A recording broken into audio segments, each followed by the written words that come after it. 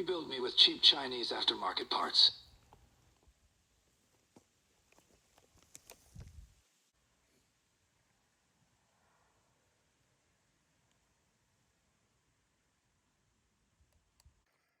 How could you leave me out in that cold dirt? I don't deserve to die.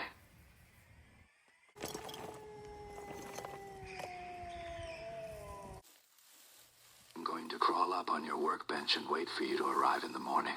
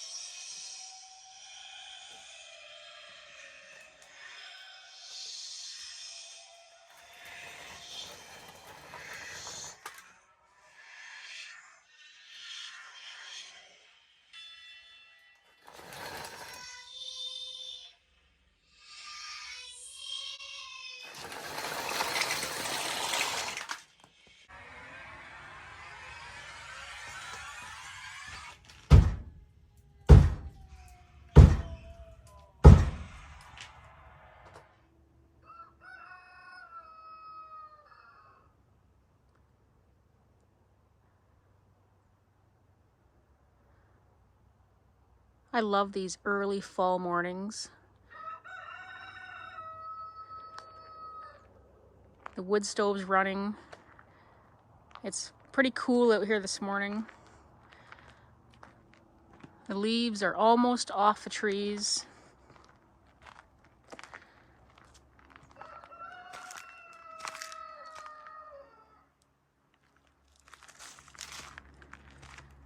The roosters say, "Get to work."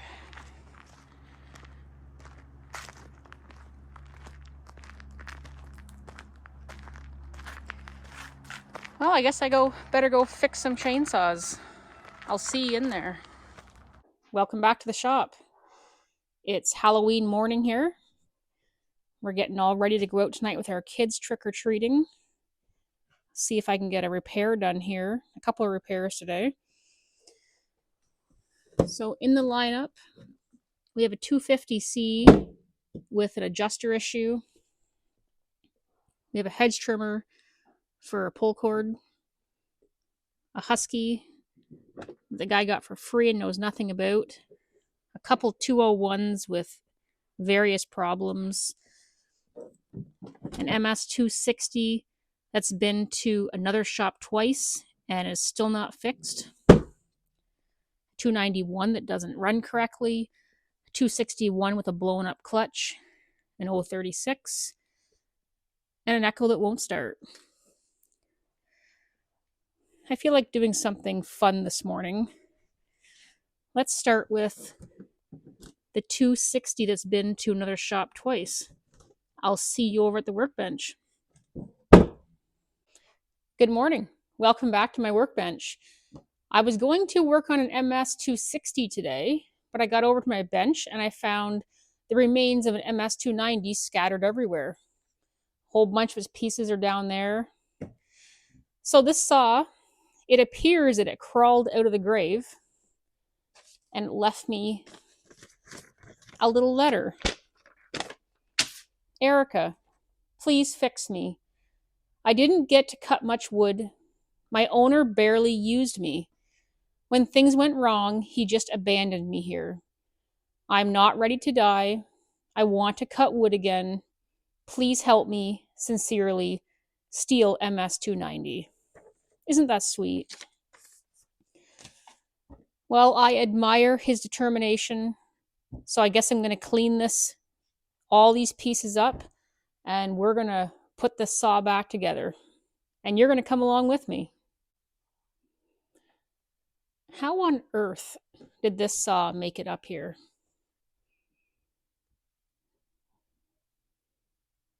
There's a little note. If you missed the video about this a couple weeks ago, the Stihl MS 290, you'll probably want to go back and see that video, or else this isn't going to make a whole lot of sense to you.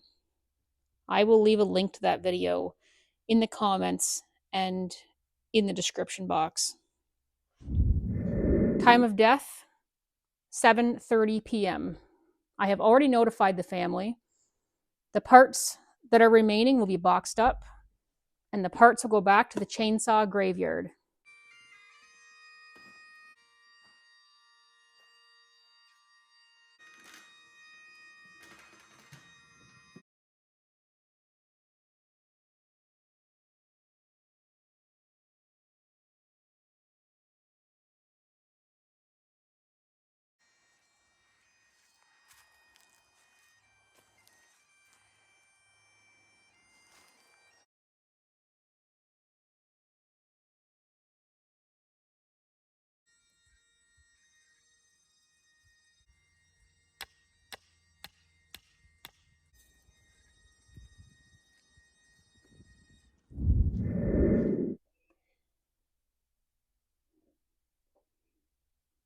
You're seeing an MS290 tore completely down. Oh, and there's his owner's manual that came with him, like his birth certificate. Hopefully they haven't issued the death certificate yet. Well, I have a lot of cleaning to do, so let's get started.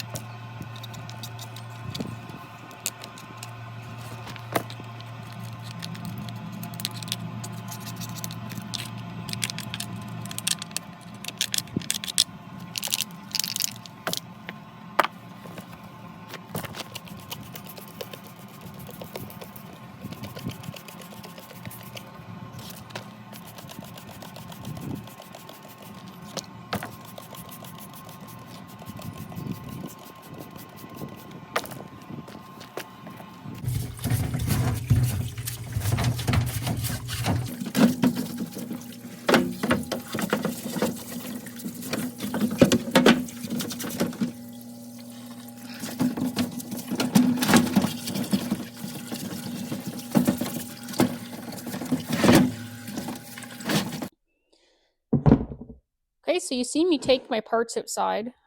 I scraped the bulk of the dirt off of them outside, sprayed everything down with a degreaser, and then went to the parts washer for the final cleanup.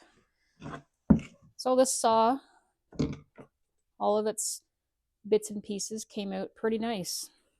I don't believe this saw seen a lot of use.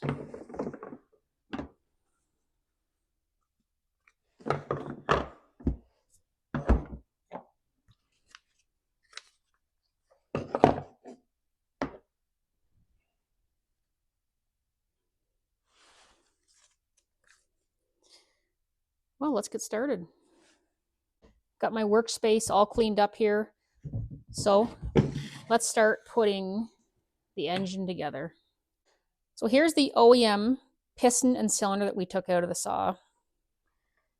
The piston is all dented up from the spark plug piece bouncing around in there. So I went ahead and ordered an aftermarket piston and cylinder on Amazon. There's a substantial cost difference between aftermarket and OEM. So aftermarket, this kit cost me about $50 Canadian. And to order this kit OEM from Stihl would be over $500 with taxes.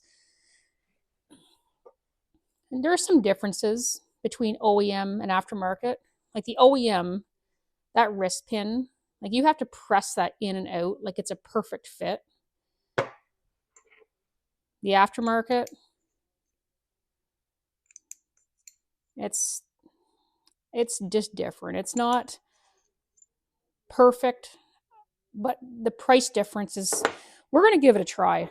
I don't know how long this will last. This, to be honest, is the first time I've done this. I don't rebuild chainsaws with aftermarket pistons and cylinders. I'm not saying it's a bad idea because I know lots of people do it and it works out just fine.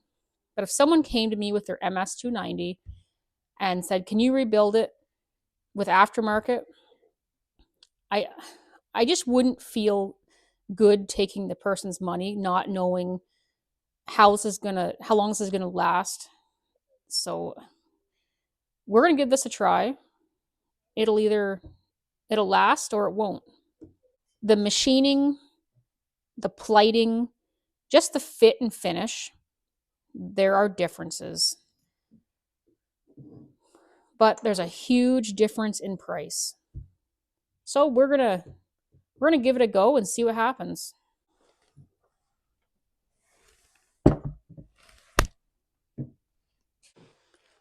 So I've got one of the piston rings on here.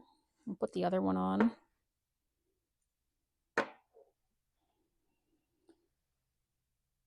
Just use like my thumbnail.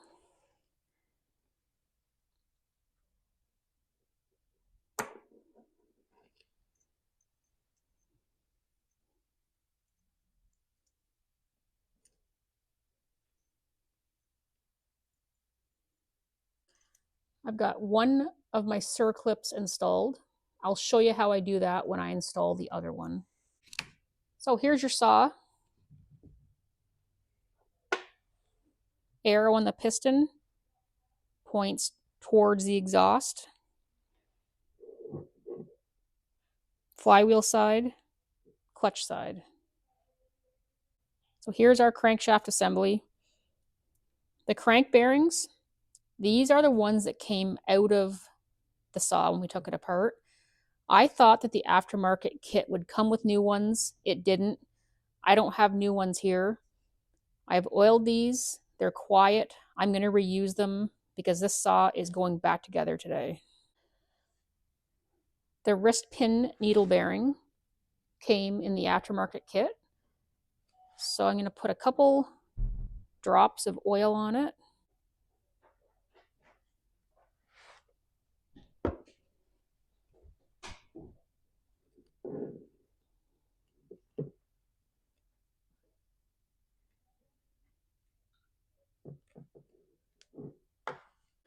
Now we will install the piston and the wrist pin. I'll just coat this wrist pin in some oil. So arrow facing that way.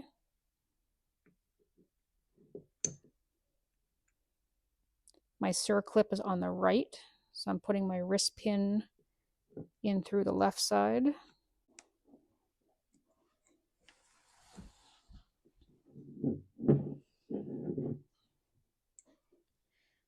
And it will go in just until it stops at that circlip. And then we'll put our last circlip in. I'm installing OEM Stihl circlips. The aftermarket kit does come with them, but I'm not going to risk that. I'm going to put the OEMs in this. These are what holds that wrist pin. If these things let go, it's total destruction. Let's go ahead and install this. How am I going to install this? What would you do?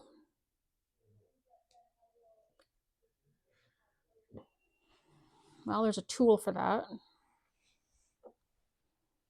Made by Stihl.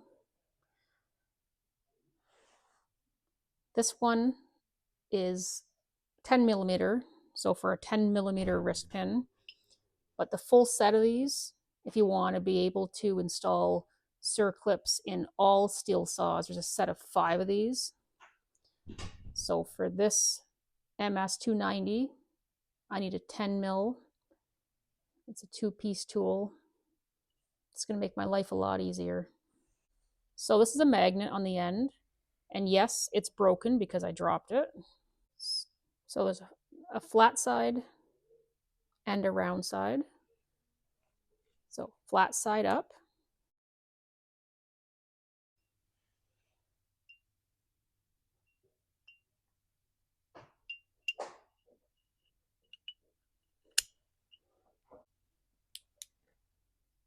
In there, you can see the circlip sitting right there. It's a pretty neat tool, eh? So with my circlip up in place, I'm going to pull this back out and turn it around. Flat side again is going to go up, and this is what is going to push my circlip into the piston. So before we put this in, I just want to mention that, so the circlip has that little gap in it. The manual says that that gap is either to be straight up or straight down, not sideways. The manual doesn't say why to do this. If it explained why to everything, the manual would be 6,000 pages long. So gap up or straight down. After some fiddling around with circlips, I've discovered that the OEM Stihl circlips do not fit properly in the aftermarket piston. So I've ended up taking them out and putting in the circlips that came with the aftermarket kit. The OEM ones are too loose in there and they just turn. I don't like that. So I'm going to have to go with it this way. So as I said earlier, I have little experience rebuilding saws with aftermarket piston and cylinders. Like, have you guys, anybody have any experience with this? Like OEM parts maybe not fitting up properly with aftermarket parts? I don't know. This is all quite new to me. Okay, well, I guess I can get rid of this circlip out of here and put this tool away. We'll see you next time.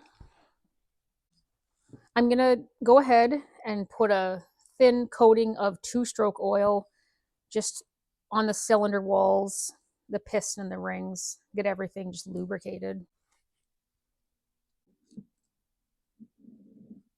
Going to go ahead and install the piston and rings into the cylinder. It's easy to get kind of disoriented with this setup here, but there's your arrow, exhaust. You want your piston ring dowels on the intake side here. Professional saws are much easier to rebuild. We don't rebuild a lot of clamshell saws here.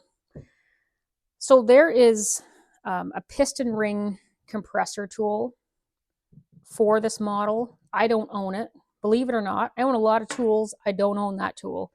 So we're going to have to install this without that tool. Rebuilding an MS290 is like a chainsaw mechanic's worst nightmare come true. Kind of fitting that it's Halloween. Let's put our crank seals on first. I just put some grease in the lip. So we'll put this side on first. Just watch the keyway. Just hold it kind of away from it. You see what I'm doing there? And I got the other one greased here. So these are OEM from Stihl crank seals. That is the crank seal part number. Oh yeah, I don't know if I mentioned it earlier. I think I forgot to. This is MS390 cylinder kit. So we're upgrading from an MS290 to an MS390, which takes us from about 56 cc up to 64 cc. So you want to make sure that the piston ring dowels are in the gaps of the piston ring before you install it. Being that this is an aftermarket kit, hopefully those dowels stay in place after the saw is running.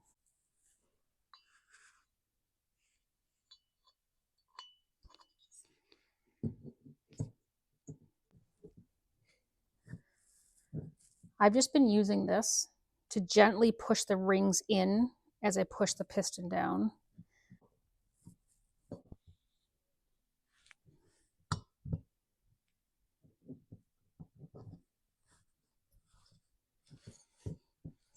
There we go. I think we got it. I had the coil left on here, but the wires are kind of in the way, so I just took the coil off to make this a bit easier. So we're gonna lay some silicone down here, all in this groove, in the groove right there. Not down in here because the crank seal will be there.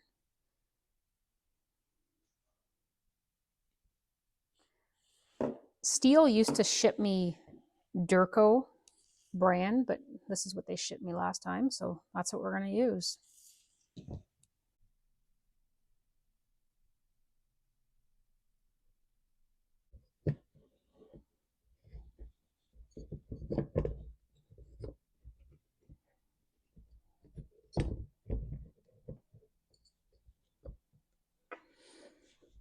Okay, let's get the bolts put in this.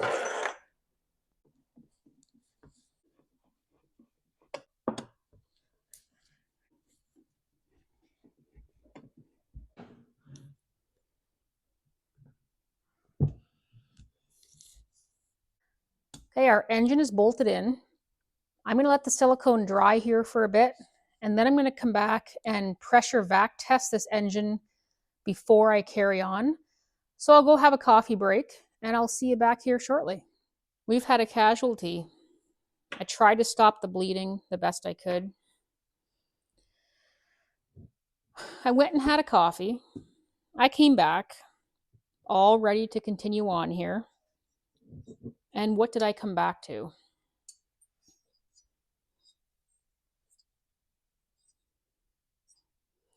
Let me get my, I don't know if you can see this. I think you can see that.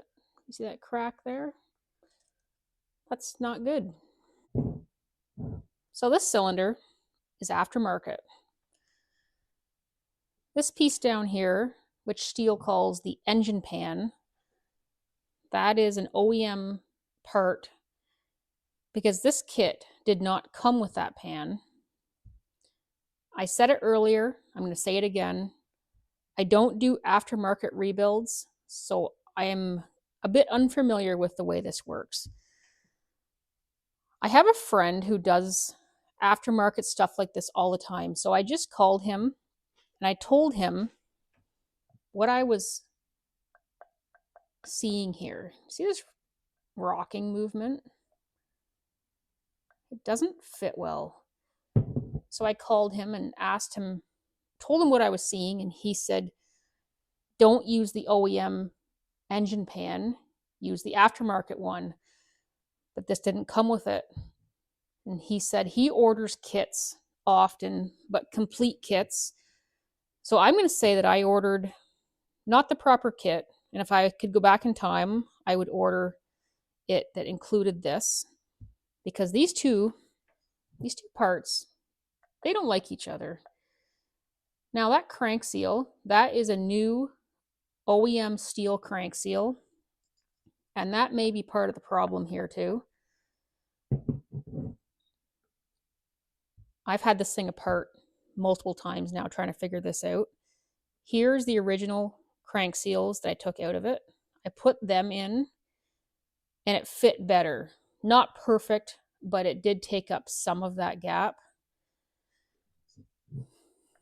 I seen this, but I thought when I put my engine bolts in, I put them in one by one, carefully and slowly, little by little, and I thought the crank seal would compress a bit and everything would be fine.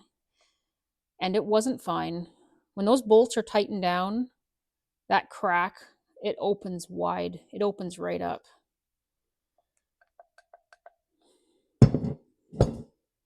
This is a Halloween horror show. So when I look up the MS290 on my parts lookup portal, it shows me 2 crank seals, but only one of them is available. So this is the only crank seal that I could buy for this saw.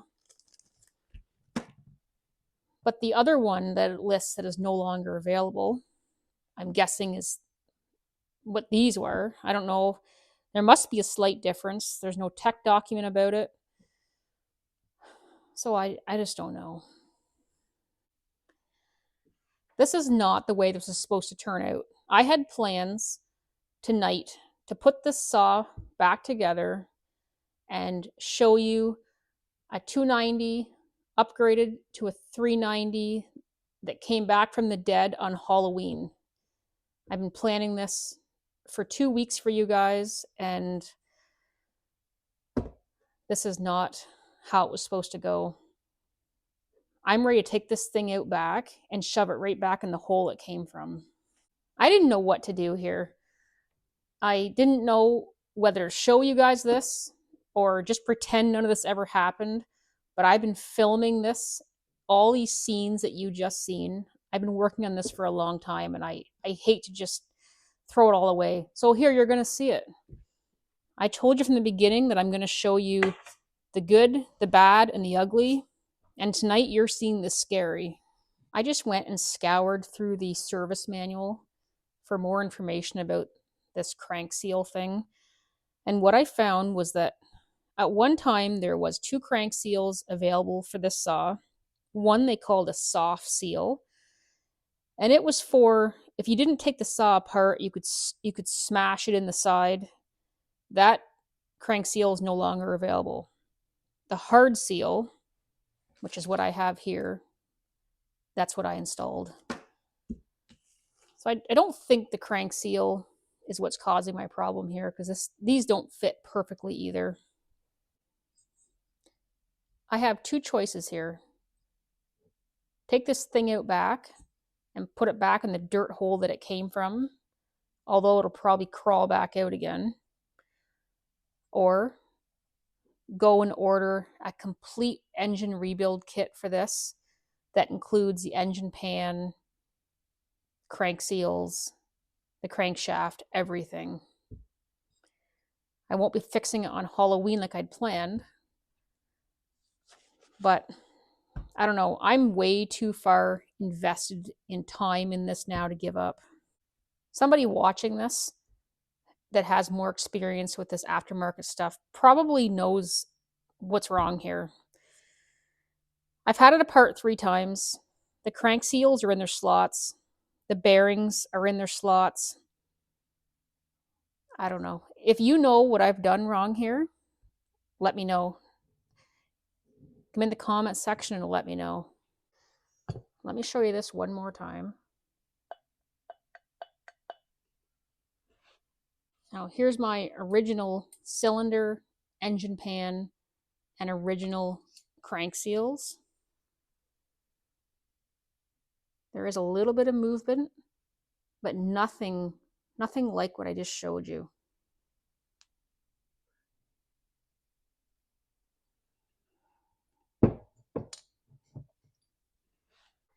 Well, here I am with this MS290 spread across my table yet again. I didn't think I'd be looking at this saw again. I'm going to go and order a complete rebuild kit for this, and we will attempt it again. Thanks for watching, and happy Halloween.